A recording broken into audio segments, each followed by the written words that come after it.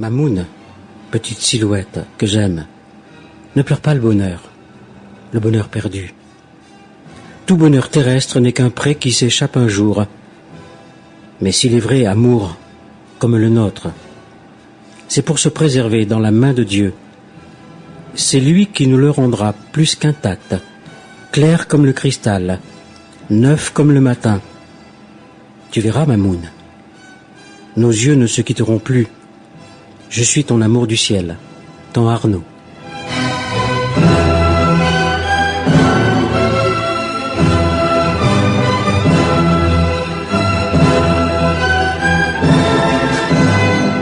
Oui, je sais, ça fait très mise en scène. Pourtant, bonsoir Nicole Gourvenec. Bonsoir. Nicole, c'est avec toi que j'avais démarré en 2002. Oui, en effet. Plus près des étoiles. Et c'est vrai, nous étions plus près des étoiles. Nicole Gourvenec. Oui. Tu as perdu Arnaud Oui. En 1989. Oui. Ton garçon a 13 ans. Oui. Oui, j'ai perdu Arnaud. Et dans le fond, c'est une histoire de petit prince. Il a regagné son étoile prématurément. Et quand il dit « Tu verras, Mamoun, un jour nos yeux ne se quitteront plus, je suis ton amour du ciel ». C'est vrai. Il est devenu mon amour du ciel. Un petit prince qui a rejoint son étoile, mais qui, depuis son étoile, nous envoie des signes pour nous dire que l'amour est plus fort que la mort et que la vie continue. Et à travers lui, eh bien, nous avons, Paul et moi, et toute l'association du mouvement de l'espérance de Stella, apporté cette espérance au plus grand nombre, car il y a beaucoup de petits princes envolés, et dont les parents ne savent pas qu'ils sont restés leurs amours du ciel. Donc, c'est ce secret qu'Arnaud m'a demandé de dire, et voilà pourquoi j'ai écrit ce livre. Dis-leur, Mamoun, que la mort n'existe pas et que leurs petits princes ont rejoint leurs étoiles, mais qu'ils sont toujours proches d'eux, qu'ils vivent et qu'ils sont heureux. Voilà ce que, au fil des années, j'ai dit à tous ceux qui m'ont contacté, et il y en a eu beaucoup. Mamoun, c'est le nom que Arnaud t'a donné? C'est le nom qu'il m'avait donné peu de temps avant son envol. Sa disparition. Oui, ouais. C'est en quelque sorte, je ne le savais pas, le code qui permettait d'identifier ces messages comme étant authentiques. Ces messages, ces lettres du ciel, cette poussière d'étoiles qu'il nous envoie, au nom des autres petits princes d'ailleurs au demeurant, et au nom même de tous ceux qui sont partis, quel que soit leur âge. Alors, tu as vécu comme je vis de temps à autre des critiques. Oh, beaucoup. Ce fut très difficile. Je voulais simplement dire, parler des personnes décédées n'est pas mon fonds de commerce. Je suis bénévole sur cette antenne. Simplement, ce que je voudrais faire passer comme message, c'est qu'après la mort, il y a autre chose. Oui. Mais l'invité d'honneur ce soir, Nicole Gourvenec, Stella, la disparition... vous ne vous attendiez pas, Paul et toi, à la disparition de Arnaud? Non, c'est un accident brutal, mais de manière étonnante, nous n'avons compris que beaucoup plus tard que nous avions été avertis par des photos. Arnaud montrait des photos, il avait 6 ans, prises dans un livre. C'est d'ailleurs la couverture du livre Dis-leur Mamoun. Arnaud est dans mes bras et il montre un livre, il ne sait pas lire, et sur ce livre il est écrit « Qui me donnera des ailes pour m'envoler vers Dieu ?» Et c'est plus tard que nous avons compris que nous étions avertis que quelque chose lui arriverait, mais que son passage sur Terre serait très court, mais nous n'avons pas sur le coup réalisé. Nous avions, Paul et moi, la foi, et nous pensions bien qu'Arnaud n'avait pas disparu dans le néant, ça nous paraissait impossible. De toute façon, j'ai jamais pu penser, moi, que quiconque disparaissait dans le néant. Mais de là à savoir ce qui se passait, à même croire d'une manière concrète à la survivance, si on peut dire concrète, non, ça ne nous est pas venu à l'idée. Et très tôt, cette question « Où es-tu, toi que j'aime ?» nous a véritablement hanté, encore que très vite, puisque 31 jours après l'envol d'Arnaud, nous avons eu sa première lettre du ciel, puisqu'il a dit « Écris une lettre à ma Mamoun », et c'est Paul qui a reçu ce premier message. Et comme il y avait le mot Mamoun, c'était bien facile de penser que c'était authentique. Jamais Paul n'employait ce mot-là, il n'aurait jamais eu l'idée d'inventer ce mot. Nicole, pour revenir sur le passage de ton livre, parce que tu l'écris, Oui, tu as été en butte aux calomnies. oui, On t'a accusé oui. de faire de l'argent sur la mort de ton fils, Entre autres, entre autres. oui. Mais oui, il y a eu des attaques, c'est exact. Par des gens qui ne peuvent pas imaginer, sans doute, que l'on peut se relever d'un chagrin comme celui de la perte d'un enfant, et parce qu'on a reçu des grâces, vouloir à tout prix les transmettre, bien sûr, gratuitement, ça va de soi. Mais je dois dire que je suis très heureuse ce soir. Parce que tu ne savais pas que François Non, Brune serait c'est la là. belle surprise. Ah, c'est vrai. Non, je ne le savais pas. Je suis très heureuse parce que nous lui devons beaucoup. Lui, dès le départ, a pris la défense. Il a fait même plus que cela. Il a discerné les messages d'Arnaud Oui, avec Jean Prieur et nous avons commencé ensemble oui, les premières oui. conférences. Et ce fut le début du mouvement de l'Espérance Stella parce que beaucoup de gens ont soif de cette espérance-là, ont soif de savoir que ceux qui nous quittent ne sont pas dans un néant, mais survivent, que l'au-delà existe. Et très tôt, nous avons eu énormément de monde. Nous nous rappelons de la conférence d'Angers, Mais où oui, nous avons mais dû oui. faire 2 conférences. Et pourtant, la rencontre avec Paul se passe plutôt mal. Paul est ton mari. Oui. Il est décidé que Paul ait le Figaro sous les bras. Il ne trouve pas le Figaro. C'était le moyen de reconnaissance avec François Brune. Tu te souviens, C'est vrai. François? Oui, oui. Exact, oui, oui. Et vous vous rencontrez quand même avec Paul. Voilà, oui, oui, oui. Ça s'est fort bien passé. Oui, Paul avait oublié le Figaro. Donc il a pris un catalogue La Paire à la gare. Et puis François Brune n'y a vu que du feu. Il a cru Ah que oui, c'était bien le sûr. Figaro. Ils se sont donc rencontrés. Oui, oui. Et ce fut le début d'un chemin qui nous fut facilité parce qu'il nous a quand même considérablement apporté. Nous étions vraiment novices en la matière.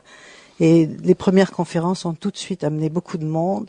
Et donc le chemin d'espérance était tracé. Il n'a fait que s'amplifier puisque le mouvement de l'Espérance Stella, à l'heure actuelle, est présent en Espagne, en Italie, même maintenant en Allemagne, en Belgique, en Suisse et en France, un peu partout.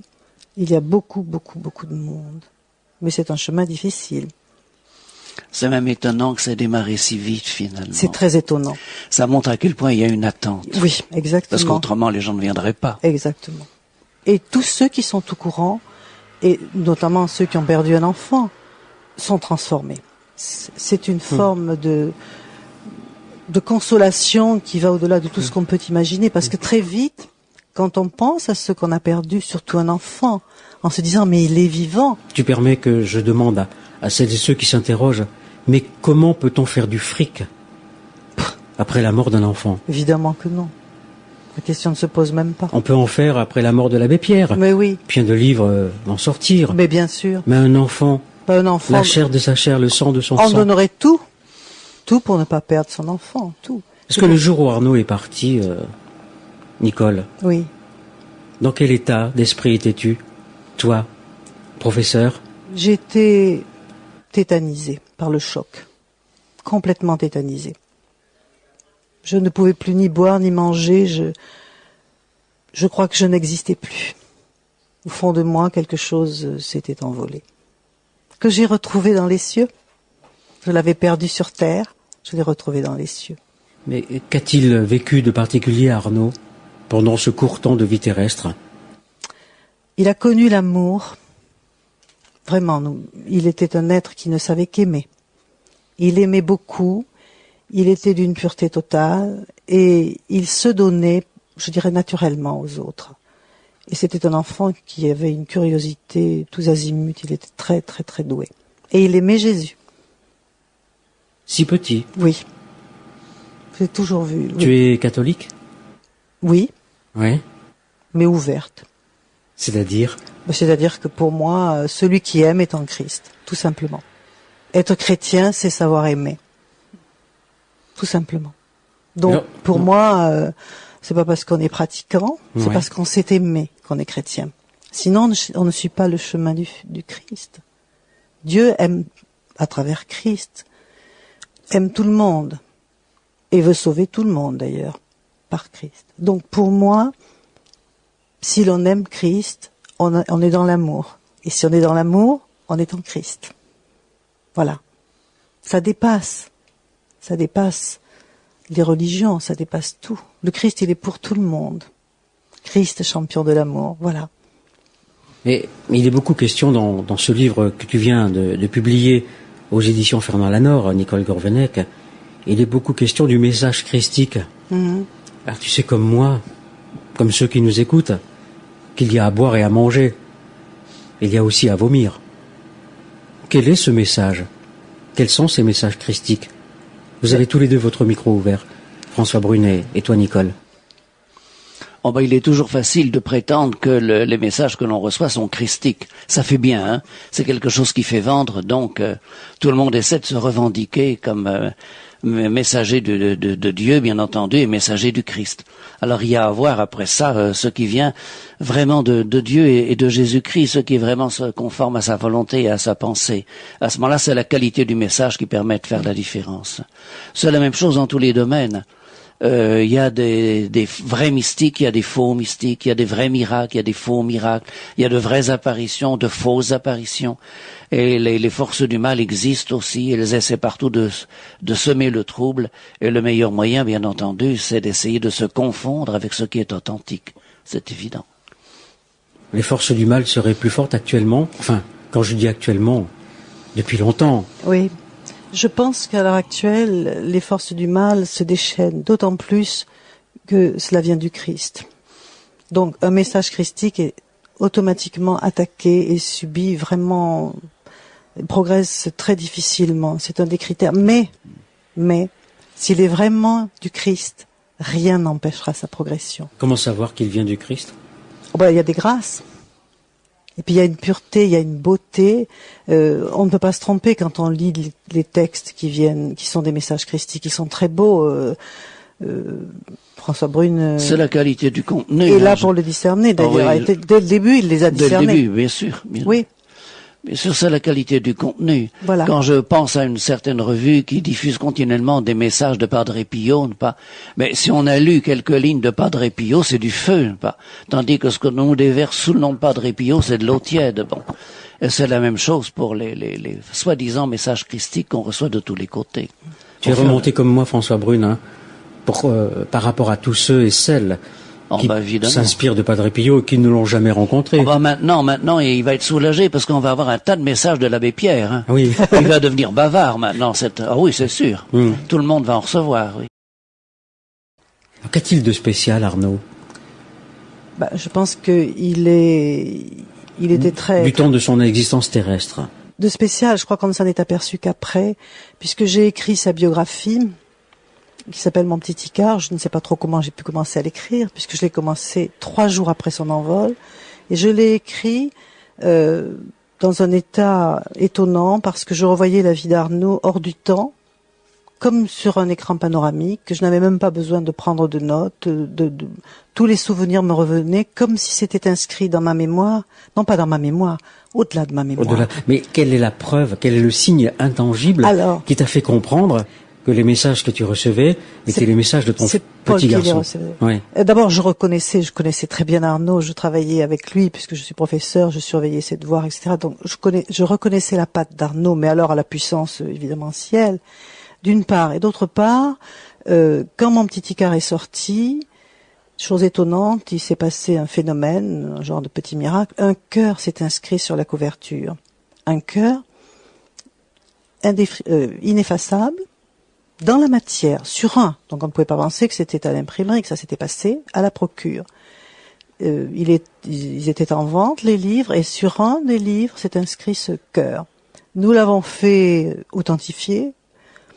Je revois par exemple Arnaud Aron Upinski, qui est un des spécialistes du linceul de Turin, regarder ça longuement, et puis dire, non, il n'y a aucune explication, c'est extraordinaire. Et à partir de ce moment, c'est un cœur qui ressemble d'ailleurs au dessin que l'on fait du Sacré-Cœur de Jésus. Et c'est là que déjà nous avons commencé à nous poser des questions, surtout quand le Père Brune et puis Jean Prieur nous ont dit, mais il faut publier, ce sont des messages christiques, c'est très beau, vous pouvez pas garder ça pour vous. On s'est posé la question, d'autant plus que moi j'avais commencé à lire Roland de Jouvenel et Pierre Monnier, et je trouvais qu'il y avait des résonances du même genre, cette beauté. Oui, mais avant la disparition d'Arnaud, quelles sont tes lectures? Tu connais Ah non, je connaissais rien de tout ça. Tu connais rien. Rien. Rien. Non, je ne connaissais rien. Je ne m'étais jamais posé la question, à vrai dire, de la survivance. Par contre, alors, je lisais Le Petit Prince, je crois que je l'ai lu dès que j'ai su lire, tellement ce livre m'intéressait. Je ressentais quelque chose, l'invisible, l'essentiel est invisible pour les yeux. Tout ça, ça me parlait vraiment. Mais ceci étant, je trouvais qu'il y avait chez Arnaud quelque chose de différent des autres. J'en avais peur pour lui, d'ailleurs. Je me disais, cet enfant est trop pur, la vie le gâchera. Mais ceci étant, quand il s'est envolé, non, je n'ai pas réalisé que c'était programmé. Pas fait programmé, c'est peut-être pas le mot, mais qu'il était peut-être préparé pour faire ce qu'il avait à faire. Et le cœur a commencé à nous mettre sur la voie. Mais c'est surtout quand nous avons eu la vie de Jean Prieur, du père Becquet, Maurice Becquet, et du père Brune, les trois concordants, c'est ça qui est très étonnant. Pas facile la rencontre avec Jean Prieur, hein. Tu lui parles à 2 reprises, il n'écoute pas, enfin Ouais. il fait semblant de ne pas entendre.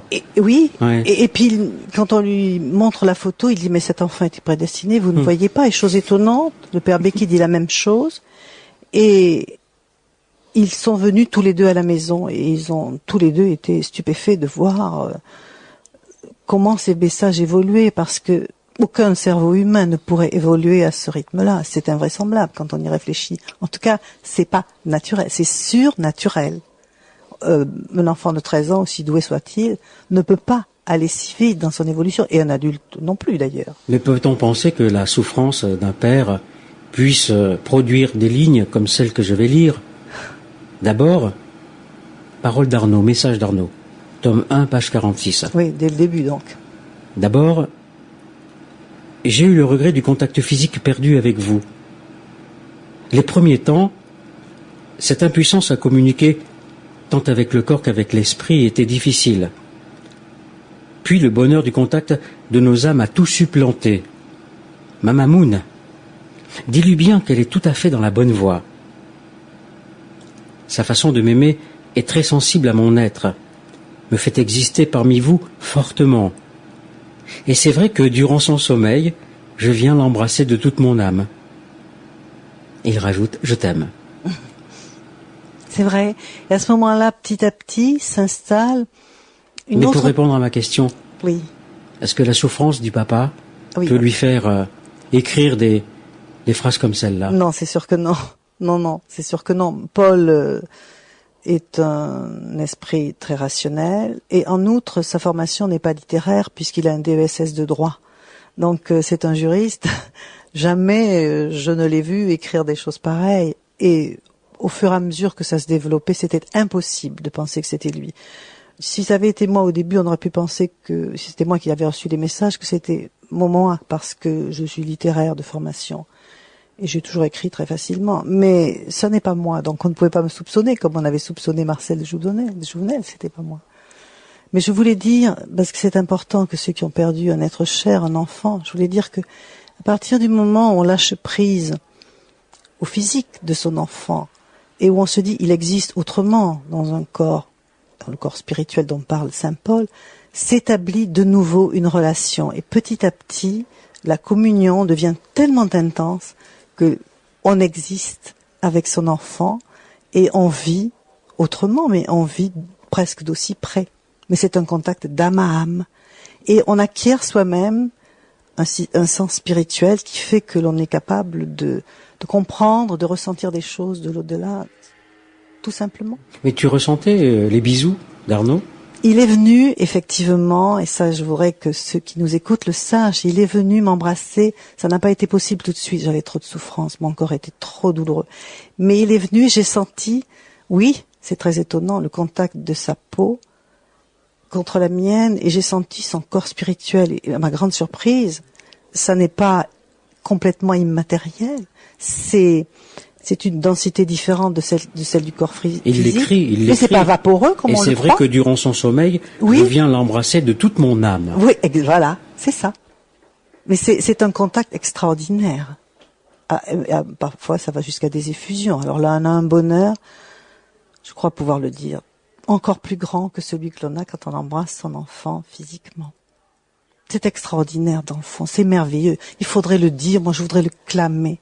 J'irai jusqu'au bout de ma vie et de mes forces pour le dire à tous ceux qui ont perdu un être cher, et surtout un enfant. Voilà pourquoi d'ailleurs je me bats constamment au sein de cette association et je donne toutes mes forces parce qu'il y a tellement, tellement de gens qui ne le savent pas.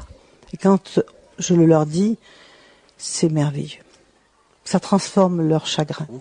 Est-ce que autour de vous, un entourage aussi, il y a eu des signes de manifestation d'Arnaud? Oui. Ah. Oui, beaucoup. Oui. Maman, par exemple, a vu Arnaud.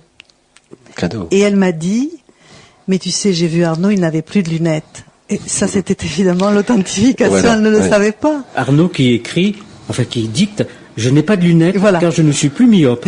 L'acuité visuelle est d'ailleurs extraordinaire. Voilà, exactement.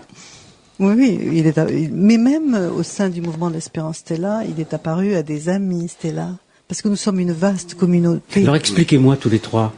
J'ai le livre sous les yeux que j'ai lu, bien entendu, mais comment se fait-il quand Henri Vigneault pose une question précise à Nicole Gourvenec, que tu enchaînes sur la vue, que je tombe juste sur la page. C'est vrai.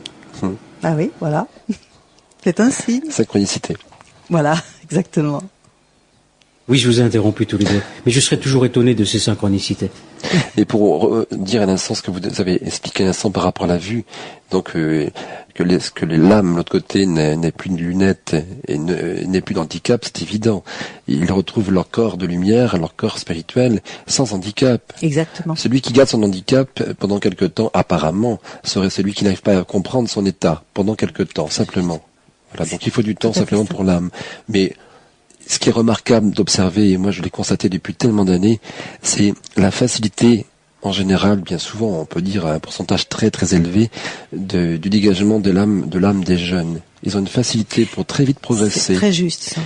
Plus que nous, on va dire, pourquoi? C'est un peu simple à comprendre. C'est que nous, adultes, plus on va en âge, dirons-nous, eh bien, on a le temps de commettre des erreurs, de faire souffrir autour de soi. Et c'est pourquoi que face à nous-mêmes, de l'autre côté, notre propre miroir de notre âme, eh bien, il faut comprendre ce qu'on a pu faire dans nos actes et agissements.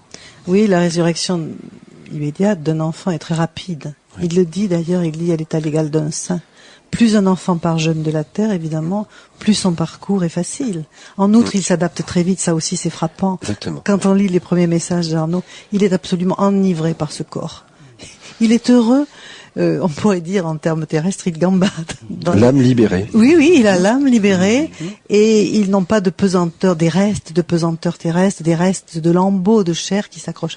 Ils s'adaptent tout de suite à cet état. C'est ça qui est stupéfiant chez les jeunes qui s'envolent. Et les parents, d'ailleurs Arnaud dit cette phrase que je répète à des mamans qui ont perdu un enfant jeune, c'est une grâce de partir jeune de la terre. Il est tout de suite en Dieu, accueilli par des êtres de lumière, et il est tout de suite dans la lumière. Dans le fond, et ils sont heureux, ça aussi, faut le leur dire, ils sont heureux. Alors bien sûr, on pourrait dire, mais ils sont heureux alors qu'ils sont coupés de nous, mais ils ne sont pas coupés de nous. C'est nous qui nous coupons d'eux parce que nous ne savons pas penser à eux comme à des vivants. Et par la prière, évidemment, on les rejoint, mais il faut prier. Arnaud écrit, je dirais qu'il écrit Arnaud. Oui. Des parents, des mères surtout, encore qu'il y ait des pères dont la douleur est comparable, se réfugient dans un asile de douleur. Il faut les en faire sortir, pour elles, pour nous et pour les autres. Que veut-il dire? Il dit qu'il faut leur donner l'espérance, parce que tant qu'ils n'ont pas l'espérance, ces gens-là, ils retiennent celui qu'ils aiment prisonnier. Ils l'empêchent de se dégager, alors qu'il faut qu'il se dégage et qu'il aille suivre son destin céleste. Je dirais même, en ce qui concerne un jeune qui va très vite, son destin cosmique. Si on est sûr qu'on les retrouvera, eh bien, il faut les libérer. Et ça, ceux qui vraiment croient en la survivance, croient que leur enfant est vivant, peuvent les libérer. Les autres les retiennent. Ce qui est extraordinaire aussi, parfois, c'est de constater que les personnes, malheureusement, en souffrance, dans le deuil, que ce soit un enfant ou pas, oui, d'ailleurs, eh bien, il y a comme une sorte de magie, dirons-nous peut-être, où la personne qui est en souffrance pendant X temps, un instant, à un moment donné, se sent libérée comme par enchantement, comme si il y avait une sorte d'une partie d'elle-même qui est partie, et l'apaisement vient, Mais là, c'est vraiment la grâce de Dieu, je dirais, et aussi, bien sûr, parce que il y a une force, densité de l'âme qui, justement, peut-être fait ressentir son apaisement, à cette libération, à ce père, à cette mère, à ce frère. Et c'est à ce moment-là que la personne peut justement arriver à comprendre quelque part et accepter un peu plus, peut-être aussi. Oui. C'est un instant comme ça qui se Il y a passe. d'ailleurs, c'est vrai, des instants de grâce qu'on appelle des jubilations. Absolument. Et quand on a perdu un enfant et qu'on ne sait pas qu'il est vivant, on se fait des reproches. On se dit, mais comment je suis heureuse et il est parti. Mais quand on sait justement qu'il est vivant, à ce moment-là, on se dit, c'est merveilleux parce que je suis vraiment entrée en contact avec lui. Nos âmes se sont embrassées.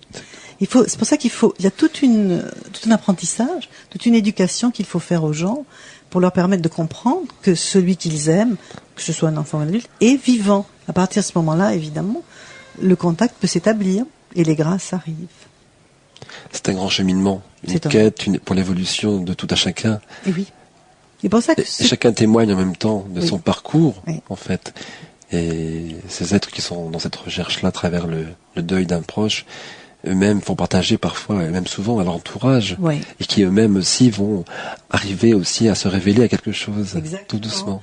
J'ai fait une revue. C'est des répercussions. Pour le mouvement de l'Espérance Stella, il y a une rubrique qui s'appelle Signes par milliers. Et je racontais les signes parce que je recevais beaucoup de courriers des signes. Beaucoup de gens m'ont écrit en me disant, mais moi je me rends compte maintenant que j'ai eu un signe dès le départ, mais je ne savais pas. Et c'est vrai qu'il faut le dire.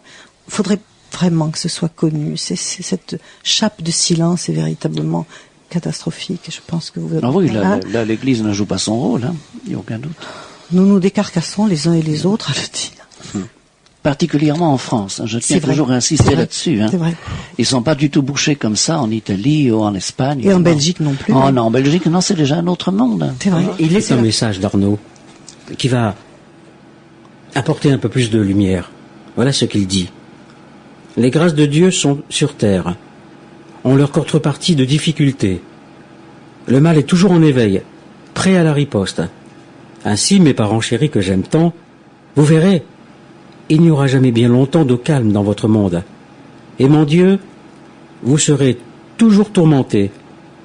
Les messages rencontreront donc, vous aussi, toutes les réactions d'opposition possibles. Silence méprisant, silence ironique, attaque haineuse, colère diabolique, sans oublier le minage de l'intérieur, qui attaque la plus sournoise, qui proviendra de croyants, des doctes croyants. Vous laisserez faire, vous laisserez dire, nous continuerons notre chemin. Et oui, nous avons continué notre chemin, et je dois dire que si on persévère, mais il faut beaucoup de persévérance, au bout du compte, tout s'arrange. Nous avons une vaste communauté d'amour Stella, et je dois dire que maintenant il y a une puissance spirituelle qui se dégage, d'autant plus qu'au fur et à mesure que nous avons progressé, je peux dire que la communauté Stella du ciel est devenue de plus en plus importante, ce qui fait que nous sommes très protégés et que c'est beaucoup plus facile maintenant. Mais encore faut-il commencer la route. Maintenant le chemin s'est élargi, il y a une puissance spirituelle qui fait que nous arrivons à progresser sans problème, mais évidemment, il y a encore tous ceux qui ne savent pas. Alors nous avons appelé notre mouvement de l'Espérance Stella notre bateau Stella, parce que nous essayons de jeter des bouées un peu partout pour récupérer ceux qui sont véritablement dans le désespoir. Il y en a énormément, énormément. Je voudrais faire une petite remarque parce que je sais que la première cause de décès en France, ce sont les suicides. Et je voudrais dire que à partir de 17 ans, le nombre de jeunes qui se suicident, souvent par cause de la drogue, est très très très nombreux. Et il n'y a pas pour les parents, il n'y a pas que ça. Il n'y a pas que la drogue. Je sais. Il y a l'isolement, la solitude, oui. Le manque d'amour. Oui. Hein? Beaucoup. Le manque d'amour, la solitude. Il me semble que le manque d'amour tue beaucoup plus, et on en parle moins que les drogues, etc., etc. Oui. Mais ce n'est que mon opinion. Mais c'est vrai que ce monde manque d'amour, hein. Ça c'est sûr, de solidarité, d'amour. Et les jeunes cachent souvent leur désespoir, mais en profondeur, beaucoup sont désespérés. Oh, ils en crèvent. Ils en crèvent, mais c'est le mot, oui. Oui, au sens littéral. Oui, c'est vrai, c'est vrai. C'est pour ça qu'il faut vraiment le faire savoir. Faut au maximum diffuser tout ça, mais ça devient plus facile à partir du moment où on a derrière soi une association assez puissante. Mais au début, c'était très très difficile. Aux dernières nouvelles en France, le nombre de suicides de jeunes a un peu diminué. Oui, paraît-il. Oui. Mais entre 35 et 45 ans, c'est la première cause de décès. Avant les maladies, avant les accidents. C'est quand même terrible. quand même terrible. Ah oui. En grande partie, les difficultés d'insertion, bien entendu, les gens au chômage, les gens qui n'arrivent pas à trouver un travail, et au bout d'un certain nombre d'années, c'est forcément le désespoir, c'est sûr. Mais je crois que beaucoup ne trouvent pas de sens à leur vie. Ah oui. Et c'est vrai que une société comme la nôtre, clinquante et matérialiste, ne permet pas, pour beaucoup, de trouver un sens à leur vie. Il n'y a que le dégagement, finalement, de cette période terrestre si courte et l'ouverture sur autre chose après, qui peut permettre aux gens de trouver un sens à leur vie. C'est pour ça qu'il faut inlassablement répéter, ils sont vivants, nous aussi nous le serons, nous nous retrouverons tous ensemble, heureux pour toujours. Mais tous les trois, vous pouvez comprendre qu'il y a des hommes et des femmes qui pensent qu'après la mort, il n'y a plus rien. Oui. Il n'y a plus rien. Mais il faut les aimer comme tels. Pour eux. Il faut les aimer encore plus. Il faut les aimer encore plus, mais il faut se dire une chose. J'ai rencontré beaucoup de cas de personnes qui étaient athées, jusqu'au moment où un choc, une souffrance les a touchés. Et je peux vous assurer que des parents qui perdent leur enfant, eh bien très souvent, ils essaient, si on leur tend la main en leur disant mais il est vivant, peut-être qu'ils n'y croient pas tout de suite, mais ça fait son chemin et un jour ou l'autre, ça leur apporte un baume. Il faut le dire quand même à ceux-là. Oui, c'est souvent le début d'une évolution. C'est exactement. Après une souffrance terrible, bien entendu. C'est le choc. Mais il est bon qu'à ce moment-là, quand même, quelqu'un soit là pour leur tendre la main, pour leur causer, si c'est possible, c'est vrai. Et c'est en même temps l'occasion de dire ce qu'on disait d'ailleurs tout à l'heure. Et même si on le dit à contresens, à un moment où ils vont le rejeter violemment, viendra un moment où ces paroles feront leur chemin et ils pourront les entendre à nouveau. D'autant plus que si ils commencent à penser cela, un signe arrive très souvent. Oui.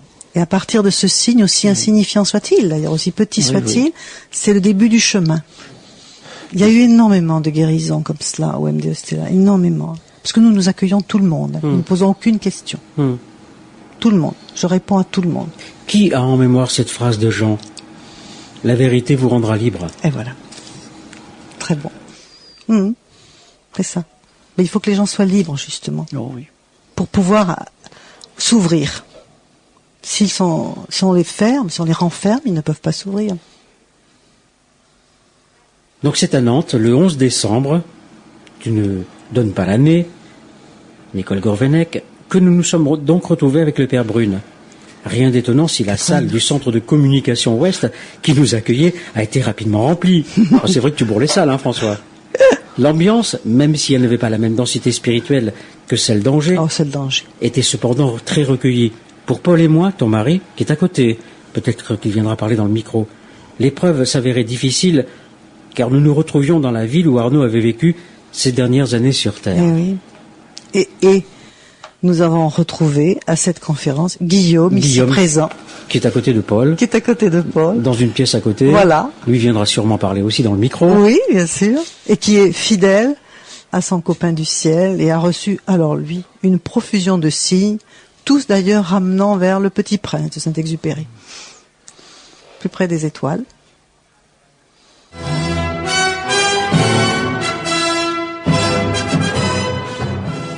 Oui, Guillaume. Oui, donc en fait, je n'ai pas entendu votre question. Oui, ma question était simplement, tu es journaliste ? Oui. Radio, télévision ? Presse écrite pour un magazine de télévision, voilà. Tu peux le citer ? Oh oui, TV Grande Chaîne, on peut le citer, oui. C'est quoi ? Ah bon, enfin, je connais. Bon, peu importe. Peu importe, c'est pas... Oui, alors, comment as-tu rencontré Nicole Gourvenec ? Paul et Nicole, en fait, je les ai rencontrés après l'envol d'Arnaud. En fait, moi, j'étais en classe avec Arnaud, l'année de son envol. Hein. On a été dans la même classe, étant en 4e à l'époque. C'était donc à Saint-Herblain, juste à côté de Nantes. Très peu de temps ensemble, puisque Arnaud s'est envolé, si je me souviens, un 18 octobre. La rentrée des classes ayant lieu début septembre. Voilà, on s'est côtoyés que quelques semaines. 1989, donc. Voilà, Tu as quel âge, toi ? Là, j'ai 31 ans. Non, mais... À l'époque, en 89, oui. Pardon. Moi, à l'époque, j'ai un an de plus qu'Arnaud, donc j'ai 14 ans à l'époque, ouais. Voilà. Et tu côtoies Arnaud pendant quelques semaines Oui, quelques semaines, et parce que j'ai toujours été assez étonné en fait du fait qu'Arnaud se soit retrouvé ensuite sur mon chemin, parce que je l'ai beaucoup dit à Nicole et à Paul à l'époque. j'étais pas proche du tout d'Arnaud, très peu. Il y a eu un cours de dessin en revanche quelques jours avant son envol, l'avant-veille je crois, ou la veille, où nous sommes assis côte à côte et où ce jour-là on a échangé sur le dessin, sur la façon de réaliser ce que la prof nous demandait. Et ce jour-là, je me suis dit tiens, il y a quelque chose. Je me suis rapproché de lui, mais bon, ça a été bien entendu trop bref puisque je vous dis 2 jours, peut-être 2-3 jours après, Arnaud nous quittait. Voilà. En revanche, voilà. Donc ensuite, pour poursuivre avec la rencontre avec Nicole et Paul, je vais vous résumer un petit peu, hein, mais bon, moi après, je suis parti sur des chemins un peu obscur, on va dire que j'ai fait du spiritisme quelques années après, et un jour je vais dans une librairie ésotérique chercher un livre d'Allan Kardec,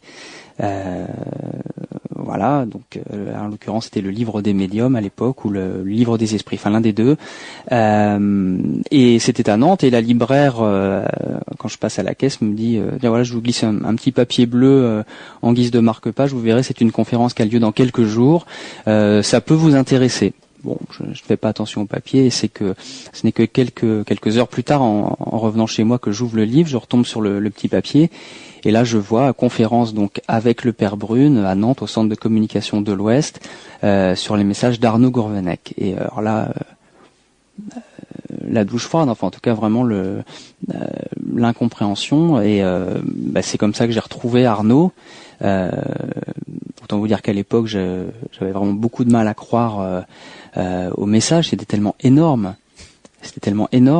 Je me suis rendu à la conférence au Centre de communication de l'Ouest. Je suis allé saluer Nicole, à qui en plus j'ai eu le culot de dire que je faisais du spiritisme. Bon voilà, d'une façon assez brute comme ça, Nicole m'a mis en garde. Je l'ai pas écouté, j'ai continué. Je me suis arrêté, je pense, à temps. Enfin voilà, j'ai pas eu on va dire de soucis particuliers, mais Et toi, Guillaume, as-tu reçu des messages d'Arnaud? Ah non. Jamais? Aucun, non. Parce qu'il est quand même, il est très drôle, Arnaud. Les messages qu'il donne sont pleins d'humour, pleins de sérieux, pleins de science. Oui. Mais à qui s'adresse-t-il? Pourquoi a-t-il choisi Paul? Alors, je vais d'abord répondre pour ce qui est de Guillaume. Il lui a envoyé énormément de signes. Chaque fois, il l'a ramené là où il voulait qu'il aille. Chaque fois. C'est absolument stupéfiant parce que ce serait trop long à raconter. Il y en a qui sont racontés des signes dans Dealer Mamoun. Mais Guillaume a été constamment remis par Arnaud sur le chemin, on peut dire, de la lumière, du soleil de Dieu. Voilà. Alors, maintenant, pourquoi? Je crois que le récepteur, en ce qui concerne Arnaud, le récepteur a été choisi parce que je pense que il y avait un lien d'amour entre Paul et son fils, bien entendu. Ça ne pouvait pas être moi parce que on aurait soupçonné au départ que je pouvais interférer compte tenu du fait que je suis littéraire. Mais maintenant, il le dit lui-même, il n'est qu'un porte-parole des autres. Ce qu'il vit, les autres le vivent. Ce qu'il dit, les autres le disent, même si ça ne laisse pas de traces sur terre. Il est un serviteur, voilà ce qu'il est. Maintenant, je dois dire que les messages ont été reçus par Paul, les signes, beaucoup ont été reçus aussi par moi, beaucoup de choses, beaucoup de grâces, mais un prêtre aussi a reçu exceptionnellement des messages d'Arnaud, notamment pour Dealer Mamoun. Sinon, je crois que j'aurais pas eu le courage d'écrire ce livre si j'avais pas été poussé par ce prêtre qui s'appelle Frère Claude et qui m'a dit voilà ce que j'ai reçu, donc j'ai obéi, j'avais pas le choix de toute façon, et 3 fois de suite on peut dire que c'est revenu à la charge, donc j'ai bien dû obéir. Donc dans le fond le récepteur est choisi certainement en fonction de sa capacité à rester rationnel, à ne pas se prendre au sérieux, à rester humble, parce qu'il n'est qu'un crayon et il ne se prend pas pour autre chose d'ailleurs, Paul. Nicole, les mauvaises langues, parce qu'elles existent, bien sûr, qui pourraient lire ton livre, pourraient voir dans tous ces signes une invraisemblance. Mais c'est vrai, en termes naturels, c'est pas naturel, c'est surnaturel. Donc si on prend les critères de la vérité telle qu'elle apparaît uniquement sur Terre, bien sûr que c'est invraisemblable. Mais si l'on se dit qu'il y a un prolongement dans tout ce que nous vivons, que ce que nous vivons d'ailleurs ce n'est que l'envers d'un décor dont l'endroit est au ciel, à ce moment-là, l'invraisemblance devient la seule vraisemblance. Tu me permets de lire un message d'Arnaud dans le tome 1, page 176 et page 262. Voici ce que transmet Arnaud à Paul, son papa. Nous nous frôlons d'un monde à l'autre. Nous, vos voisins immédiats de l'autre côté du frêle voile blanc, nous ne cessons de nous manifester à vous. Depuis le train qui mène à Dieu, nous vous faisons des signes, toutes sortes de signes, pour attirer l'attention de votre cœur. Nous vous appelons, vous parlons, et tentons d'agir. Habiter l'au-delà n'est pas une fugue dans le vide, un voyage sans nouvelles. Et si éloignement et silence il y a, ce n'est pas notre fait, mais le vôtre. C'est la souffrance qui engendre le silence. Il est normal que la souffrance extrême qui suit immédiatement notre départ fasse descendre en vous, sauf car rare, l'obscure nuit du désespoir. Même Marie l'a connue. Ensuite, la souffrance, un peu apaisée grâce à la consolation, de mur va se transformer en passerelle et nous relier, révélant nos signes. Ceux-ci peuvent aller du plus matériel, s'il le faut, une porte verrouillée qui s'ouvre toute seule, jusqu'au plus subtil, un parfum préféré. Oui, oui. Mais alors justement, ce que j'ai voulu faire dans ce livre d'Ilor Mamoun, c'est un livre finalement, c'est un chemin collectif. Ça n'est pas uniquement les vies entrelacées de Paul, sa maman et Arnaud. Non, Paul, moi et Arnaud. C'est un tissage entre des gens qui entrecroisent leur destin, terre-ciel. C'est une histoire d'amour collective que j'ai voulu raconter dans ce livre. Une histoire d'amour collective, terre-ciel. Et ce qui rend justement tout ça authentique, c'est que il n'y a pas que nous qui avons reçu des signes. Tout le monde, pratiquement, au MDE Stella, a des signes. Mais on ne sait les reconnaître qu'au bout c'est une éducation, l'éducation du signe. Il faut savoir. Et d'ailleurs, ce signe, en général, si on en reçoit un, sera suivi d'autres concomitants, et avec un lien de parenté, et ça sera conforté en plus par le sentiment de joie. Mais n'y a-t-il pas danger à vouloir à tout prix trouver des signes et chercher des signes? Il ne faut pas les provoquer. Ils se présentent d'eux-mêmes. Tout ça, il faut rien forcer. Ils se présentent d'eux-mêmes. Quand Guillaume tombe pendant je ne sais pas combien de jours ou de fois sur le Petit Prince, par exemple, bon, on commence à se poser des questions. Voilà, c'est un exemple que je prends. Mais il y en aurait beaucoup d'autres comme ça. Il faut être rationnel, si je puis dire, dans la manière de discerner les signes. Il faut toujours raison garder. Il ne faut pas en voir partout parce qu'à ce moment-là, ça n'est plus. Mais on le sait bien. On le sait bien. Une page qui s'ouvre au moment où on cherche quelque chose. Un parfum, notamment. Alors la fragrance. Fragrance, oui. On en a énormément reçu, ça, de parfum. Oui. Oui, Paul en a reçu, moi j'en ai reçu, avec des amis on en a reçu. Oui, c'est très très courant finalement, la fragrance. Père François Brune, ces signes dont je parle, que penses-tu de celles et ceux, à tort ou à raison, qui veulent à tout prix les recevoir? Oui, je crois qu'à ce moment-là, il peut y avoir un danger. On peut effectivement en voir absolument partout et à la limite, ils peuvent vous faire de grosses bêtises. Parce que, y compris d'ailleurs dans les messages reçus, que ce soit en écriture automatique, inspirée, intuitive, ou que ce soit par le magnétophone ou d'autres moyens, on peut toujours avoir à faire des erreurs d'interprétation et finir par un véritable délire. J'ai connu des gens qui même sont allés trop loin et quelquefois les psychiatres nous téléphonent en nous disant allez-y doucement tout de même parce que vous nous envoyez des clients. Alors il faut savoir effectivement garder une certaine mesure, voilà.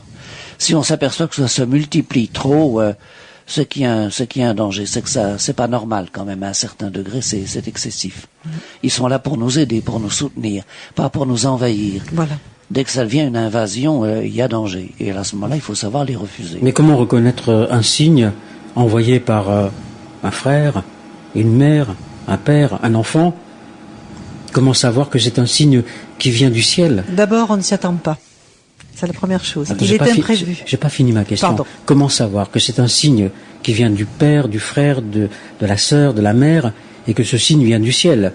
Parce qu'il est tout à fait logique de penser que ces signes ne viennent pas forcément du bon côté. C'est ce que je disais. D'abord, il est imprévu. En général, on ne s'y attendait pas. Mais en général, il est en relation avec la personnalité de celui qui les envoie. On reconnaît la marque de l'être aimé. On n'y aurait peut-être pas pensé. Mais quand ça arrive, on se dit, ah bah oui, effectivement, ça correspondait à ses goûts. Il y a toujours, en général, quelque chose qui authentifie. Et s'il n'y a pas quelque chose qui authentifie, je suis tout à fait d'accord avec ce que dit le Père Brune, alors à ce moment-là, il faut se méfier. Et puis, encore une fois, c'est le sentiment qu'on ressent aussi. Cette espèce de joie intérieure. Voilà. Ça, c'est important. Si le signe donne la paix, s'il conduit à la paix, à la sérénité, il n'y a pas de danger. Exactement. Dès qu'il suscite une inquiétude, à ce moment-là, il faut se méfier. Voilà. J'ai ouvert cette parenthèse tout simplement pour mettre celles et ceux qui nous écoutent en mais garde. c'est très important. En garde. C'est très important. Attention. Mais bien sûr. Ces signes sont précis. Oui. Un message de Arnaud. L'important est dans l'affirmation que toute chair verra le salut de Dieu. Toute chair, tout homme de la terre, sans exclure les animaux. Ah oui. Sache, Mammouth, toi qui les aimes tant, que 3 jours après son départ, j'ai couru avec Socrate. Alors j'ai pensé à Socrate, le mec de la ciguë, mais Socrate, c'était notre chien. C'est le chien. Oui, mais nous n'avons pas choisi ce nom. Mais non seulement mais moi je l'ai vu dans l'au-delà. J'ai eu cette chance de le voir. Et pour moi, ça a été une surprise. J'imaginais absolument pas qu'on pouvait voir un animal dans l'au-delà. Si. Et puis si. Aussi.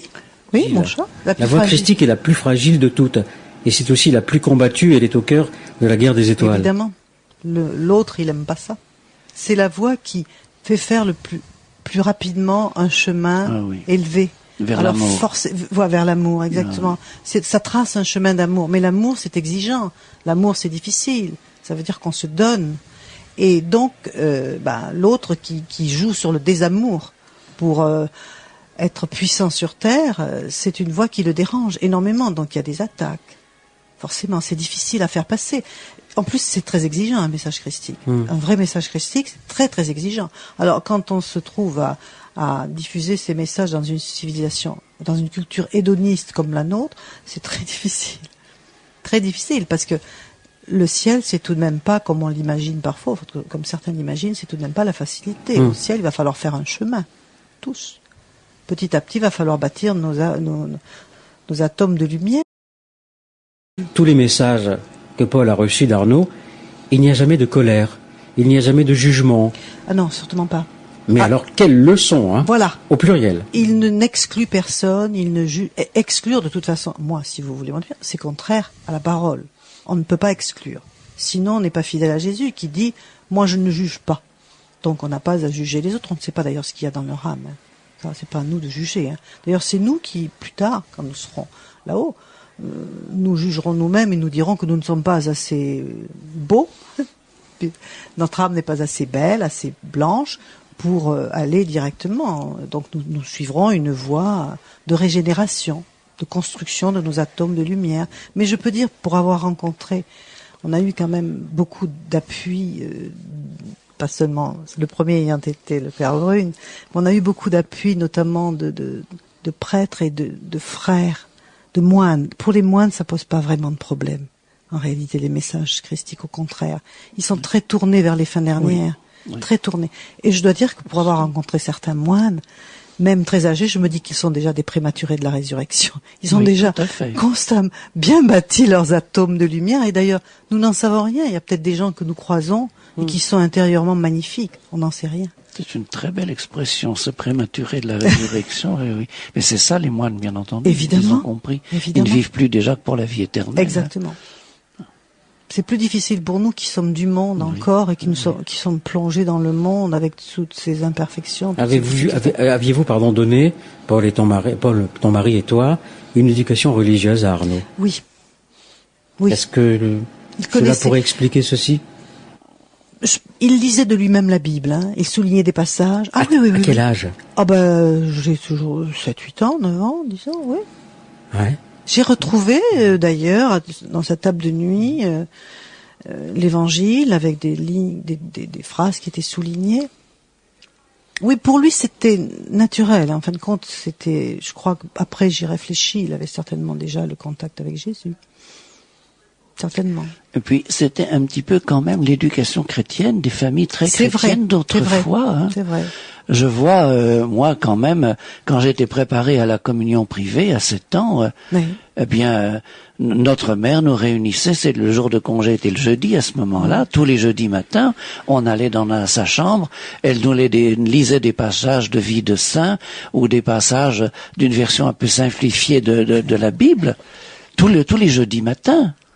Ça faisait partie de la forme de vie d'une famille très chrétienne. Absolument. Et pratiquante. Oui, et Arnaud était dans un établissement privé, c'était Saint-Dominique. Eh bien, ils avaient des cours de catéchisme facultatifs. Oui. Mais il y en avait. Donc lui, il y allait toujours. D'autres n'y allaient pas, mais lui, il y allait toujours et il aimait beaucoup ça. Mais nous lui avons donné, je crois, on peut dire, une éducation religieuse, mais ouverte. Hein. Pas de bigoterie chez nous. Ça nous est aussi bien à Paul qu'à moi, ça nous venait même pas à l'idée. Donc c'était ouvert. Hein. Arnaud parle dans ses messages à son père de l'humain, de l'animal, et encore plus surprenant ce message. Le règne végétal n'est pas aussi déterminé par des règles biologiques que vous le croyez. Et si au cœur de l'hiver, le sapin ne gardait sa robe pour que vos yeux voient encore du vert ? La marguerite des prés n'est peut-être pas là seulement pour être utile, ni même pour que le papillon s'y repose. Dieu peut avoir aimé la créer simplement pour notre bonheur. Dieu est simultanément autant amour qu'intelligence. Sa création animale et végétale reflète constamment ces deux pôles. J'aimerais que ceux qui massacrent les forêts un peu partout dans le monde puissent lire ce message. Ah oui. C'est vrai, la création, telle qu'il la voit. Qu'est-ce que ça peut lui faire à 13 ans, là, au moment où il part? Mais qu'est-ce que ça peut avoir comme importance? L'arbre, la prime vert, mais Jean-Claude, le il sapin. était écolo. Non. Mais oui, absolument. Il avait toutes les intuitions écologiques, et moi, j'avoue que je ne les avais pas, ni Paul non plus. Et quand il disait, mais tu te rends compte, les arbres, enfin, je disais, mais toi qui aimes tant lire, comment se fait-il que tu prennes la défense des arbres? Tu sais très bien que c'est avec des... qu'on fait des papiers.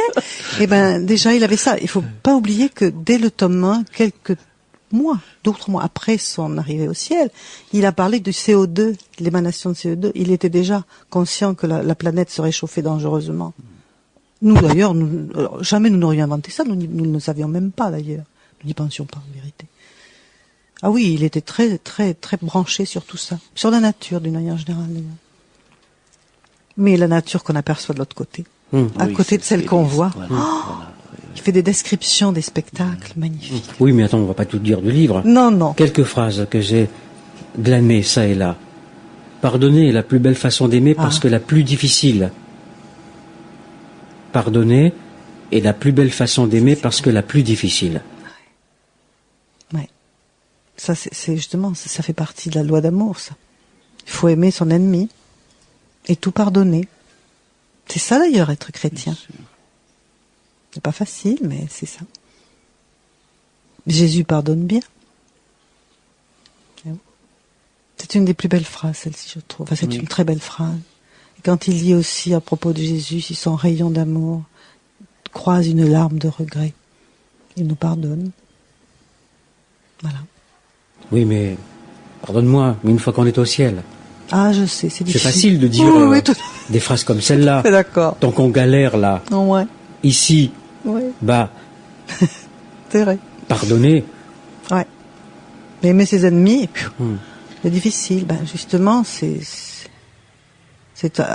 quelque chose à essayer de faire, mais bon, en sachant très bien qu'on n'y arrivera pas tout à fait sur Terre. C'est un programme pour au-delà. La délivrance du pardon ne serait-elle pas dans l'oubli? Ah, peut-être. Pour l'interrogation. Il y a oui. ça aussi, Il y oui. a ça aussi, oui. Mais c'est pas facile. Il faut peut-être commencer par pardonner, ensuite on oublie. Il faut d'abord effectivement commencer par pardonner. Et puis je crois qu'il faut bien distinguer aussi entre ce que l'on éprouve et ce que l'on veut. Très souvent, on a l'impression que l'on a pas vraiment pardonner à quelqu'un parce qu'on continue à souffrir du mal qu'il vous a fait. Or, c'est pas la même chose. On peut lui pardonner du fond du cœur tout en continuant à souffrir du mal qu'il nous a fait. C'est vrai. Il faut bien distinguer les deux. C'est pas la même chose. Mais alors comment pardonner? Et j'irai même plus loin, François. Prier pour l'autre, Pourquoi pardonner? l'aider au besoin si on le peut. Enfin, pourquoi pardonner? Oui. Oh ben, c'est parce que c'est retrouver l'amour et Tu peux dire que je t'ai fait un clin d'œil en te posant la question. Oui, évidemment, évidemment. Oui. Non, parce que c'est participer à l'amour même de Dieu. Dieu ne fait que nous pardonner sans cesse. Bon, c'est sa façon d'aimer, lui. Est-ce que tu en as voulu à Dieu, Nicole Gourvenec, quand Arnaud a Jamais. pris son envol? Jamais. C'est une honte. Jamais. Tu n'as C'est- pas non, honte mais de non, ne pas avoir mais pardonné? Jean-Claude, c'est une Non, c'est grâce. très bien, c'est On une n'y est pour grâce, rien, c'est c'est une une grâce. grâce. Ni Paul ni moi, nous sommes révoltés. C'est une grâce. C'est une Oui. grâce, on n'y est pour rien, ça nous a été donné. On a accepté. Je sais que c'est difficile à comprendre, mais c'est comme ça. C'était pourtant l'être au monde dont je me sentais le plus proche.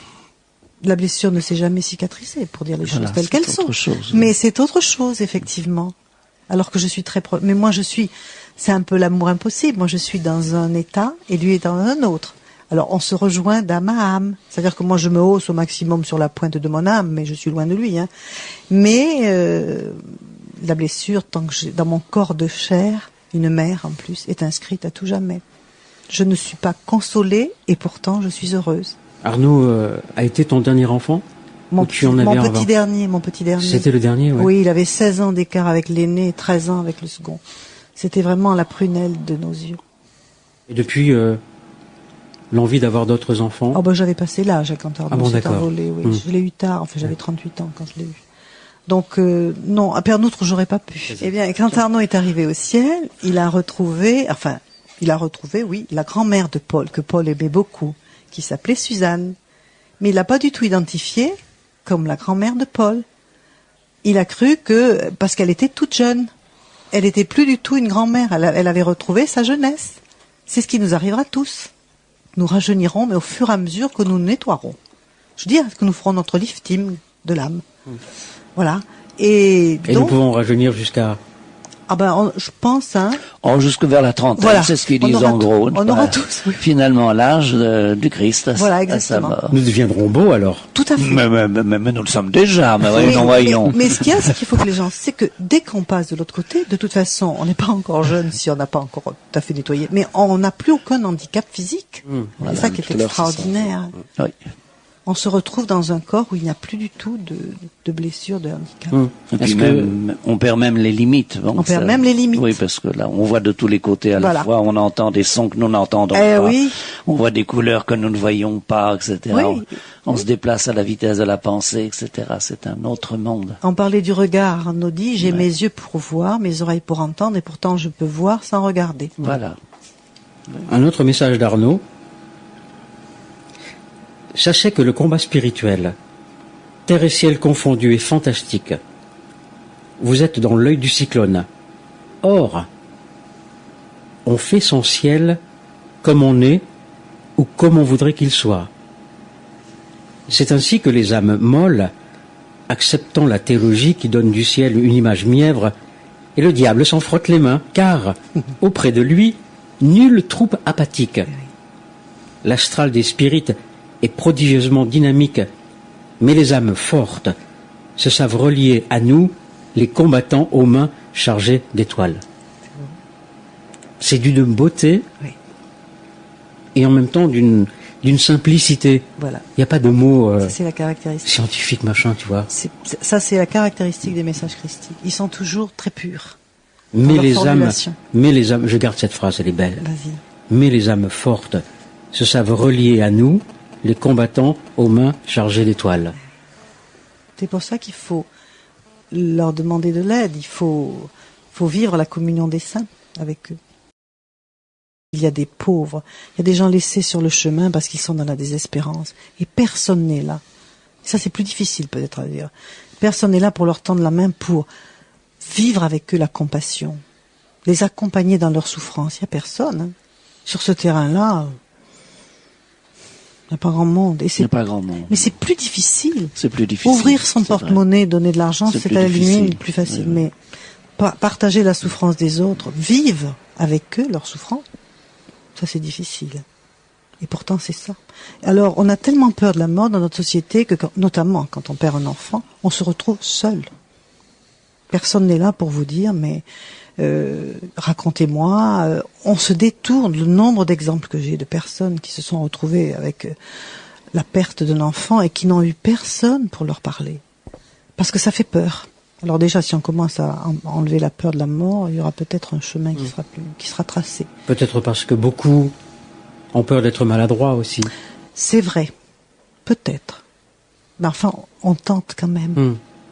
D'ailleurs, je dis souvent, il n'y a pas de recette. Il faut écouter celui qui souffre. S'il a envie de parler, il faut le laisser parler. S'il a envie de se taire, il faut se taire avec lui. C'est relativement facile. Enfin, c'est facile apparemment, parce qu'en fin de compte, la compassion, faut vraiment la ressentir en soi. Autrefois, il y avait une vie d'église voilà. quand même importante. Exactement, c'est ça. À la fois un clergé plus abondant, des religieuses, des institutions, ouais. des paroisses qui avaient une véritable vie et qui prenaient en charge en grande partie non seulement les miséreux du corps, mais les miséreux de l'âme. Voilà. Maintenant, il y a plus, ces structures-là ont disparu. Et d'ailleurs, il saurait même pas dire à quelqu'un qui a perdu un enfant, mais il est vivant, votre enfant. Oui. Il dirait, mais il est au paradis. Oui, quand on a perdu un enfant. Un tas de formules très vagues. Voilà, c'est ça, très vague. Tu viens de prononcer église et le livre s'est ouvert, à la page où il le fallait. Arnaud confirmera une église, une prière commune, un engagement spirituel, vous tous réunis. Comment pourrais-je ne pas être vivant et présent parmi vous ? Vous le savez bien, vous. Et Lionel le sait aussi. À cet instant, la grâce m'a été accordée de dessiner et de peindre devant et au-dessus de lui mes traits et mon sourire. La lumière du soleil a été mon pinceau et les vitraux de l'église avec leurs couleurs ma palette. Jadis, les cathédrales étaient l'occasion de découvertes techniques prodigieuses. La pierre se pliait, se nouait, était tantôt spirale, flèche élancée ou colonne forte. Le verre se teintait afin de transfuser un hymne de joie à Dieu. Aujourd'hui, l'homme utilise peu ses prouesses techniques pour bâtir des lieux de prière. Quand un jour il en réalise une, ce n'est que pour la gloire de l'être terrestre, friable et éphémère. L'homme de votre temps devrait construire des églises et des cathédrales de verre pointant vers Dieu, leurs pyramides, de la terre au ciel. Imaginez le verre et les vitraux mélangés, Chartres et la pyramide du Louvre réunis, et vous avez un avant-goût des lieux où nous nous reposons dans les bras de Marie, des fatigues que vous nous imposez à courir près d'eux après vous. Oui. Il a une vision, évidemment, que l'on ne peut pas avoir de la terre. Voilà, rien que des passages comme ça, ça authentifie. Un homme de la terre ne dirait pas ça. Arnaud est mort en 1989. Nous sommes en 2007, Nicole Gourvenec. Oui. Quelle nouvelle d'Arnaud ? Eh bien, Arnaud envoie des messages de manière extrêmement espacée. Nous avions pensé que c'était terminé. Il y a un tome 5 qui paraîtra extrêmement prophétique. Et bavard en plus, hein ? Non, alors là, c'est très concis maintenant. Ouais. Très, très concis. Très, très concis, mais c'est fort. Et finalement, on pensait pouvoir le faire le tome 5, mais il a envoyé 3 messages de plus à frère Claude, notamment, dont un, justement, demandant que Dealer Mamoun paraisse le plus vite possible, parce que c'est plus facile de diffuser l'espérance à travers ce livre. Ensuite, les gens vont vers le tome qui les intéresse. C'est en quelque sorte une histoire collective vécue à notre époque. Il y a beaucoup de monde au MDC là, et j'ai essayé de mettre beaucoup de témoignages, donc c'est vraiment des vies qui sont entremêlées, qui vivent l'espérance, donc c'est quelque chose qui est plus accessible. Incarné, c'est incarné en quelque sorte. C'est une espérance incarnée. Et puis franchement, on voit bien que les gens qui sont là sont des gens tout à fait équilibrés. Donc c'est très crédible. Je m'en rends compte puisque finalement, à l'heure actuelle, c'est tous azimuts que ça arrive, les courriers. Tous azimuts. Hein. Et des gens qui apparemment ne sont pas croyants, mais qui se laissent convaincre par un livre comme ça parce que ça ne peut pas être ça ne peut pas ne pas être traité d'authentique. On est trop nombreux. Et puis enfin, c'est une association qui dégage un pouvoir d'amour et de conviction et d'équilibre. Personne au MD Stella, quand nous nous réunissons, ce qu'il faut savoir, c'est que c'est pas pour pleurer. Hein. Nous sommes très gais, n'est-ce pas, Guillaume ? Parce que nous sommes heureux. Ah oui, je confirme. Parce que nous sommes heureux. Être heureux sur Terre, c'est aimer et se donner toi-même à la mesure de ce que l'on peut faire, au maximum, je dirais même, de ce que l'on peut faire, en se disant qu'un jour on saura aimer davantage, qu'un grand amour nous attend, et que dans ce grand amour, nous retrouverons tous nos amours terrestres. Tout, rien n'est perdu, tout se retrouvera. Et ça, c'est une promesse de bonheur tellement grande qu'on devrait déjà commencer à se régaler de ce bonheur à venir, tout en vivant d'ailleurs sa vie terrestre, puisque la vie terrestre, il faut aller jusqu'au bout dans la mesure où elle est l'école de notre âme. C'est elle qui brode notre âme.